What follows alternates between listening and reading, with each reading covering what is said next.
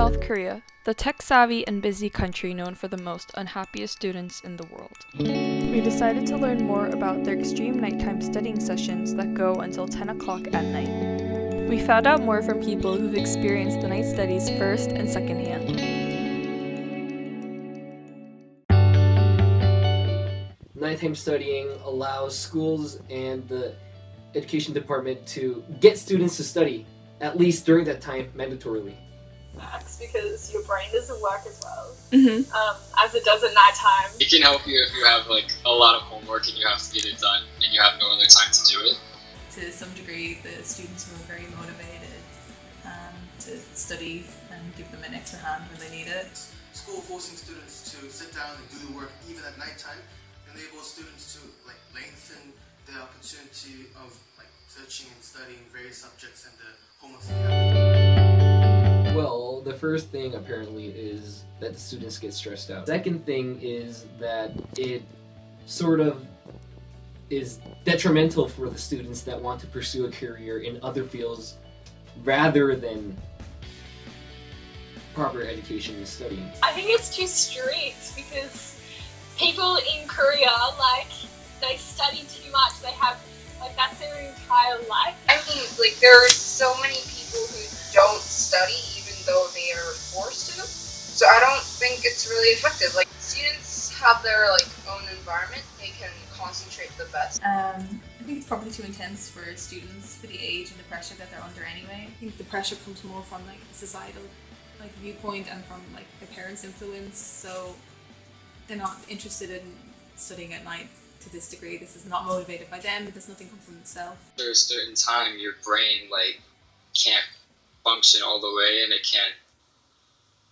think like it can when it's in the middle of the day or something. So you can't take in all of the information. So it's really hard to focus and study when you're tired.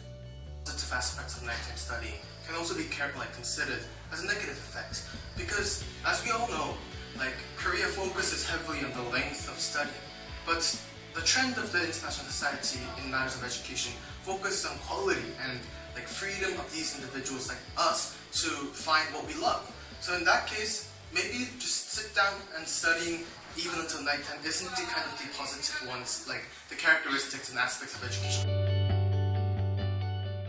School should do instead is to make a chart and provide the necessary options for students. If the students are provided such options, they personally take that as a sense of freedom and they take responsibility for their actions. So it might result in the long run in a higher productivity of the students.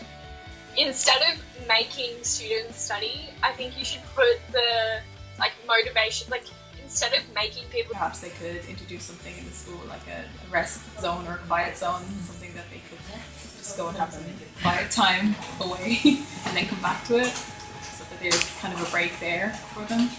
Having a different schedule and prioritizing differently so you don't have to study so late at night. But I know in Korea there's really no time to do anything because you're always studying and tons of classes and stuff. I don't think it's much of an incentive. You just have to take it out of our system. By taking it out, students have the freedom. We have a different measure or a whole wide of choices that we have to utilize that time for better ways. Basically, what I'm saying is that individual knows what is best for themselves. Maybe they can resort the time to play sports or talking with their friends or hanging out or maybe studying also. But it depends on what they are. You just can't force someone to do something just because you think it's right.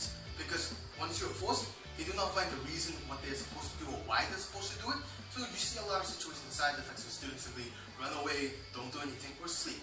So in that case, I'd rather not have it, and I think that's the alternative, not having it. In a public analysis, we asked 204 people the same questions.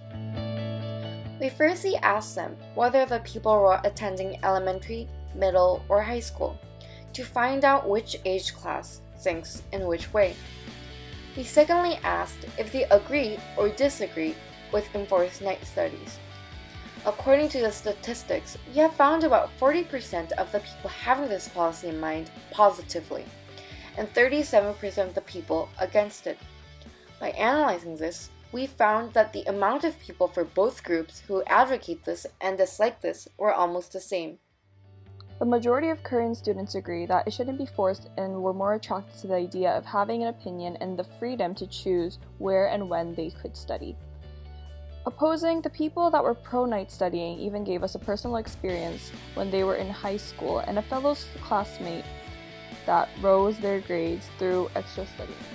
The next question we asked the public was what they would suggest to the government and the education system alternative methods instead of having the study sessions after school till late at night. Some of the suggestions were instead of only focusing on terminology and test preparation, and to put some more time into the subjects the students are interested in and their hobbies. Examples are other classes. Other suggestions included an area in the school where people could choose to study in. Studying in groups, which I personally think is a good idea for classmates to support each other in things they lack in.